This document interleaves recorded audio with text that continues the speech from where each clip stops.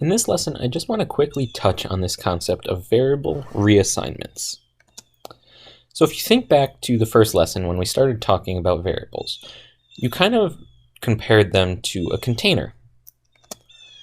So if we start with this container, or this variable greeting, let's go ahead and empty it.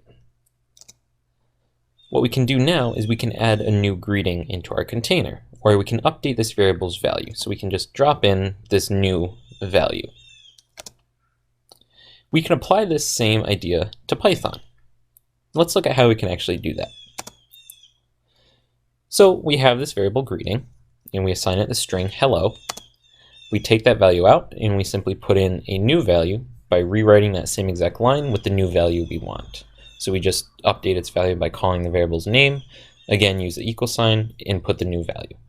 And if we were to print out greeting, its new value at this line would be bonjour. Let's look at this. So I will go ahead and I'll create a variable called my name equals Luigi. And I will change my name here. And just to show you, I will print out the value at this point of my name. So I will print my name. And then down here, I will update my name equals, I'll go by Lou from now on, and I will now print my name.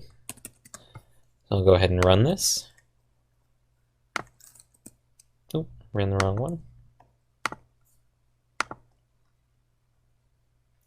So you can see at this point, as far as Python's concerned, the value of my name is still Luigi. So it'll reach this line, update the value, and then down here, it will print the updated value of my name, which would be Lou. That's all there is to be concerned with variable reassignments.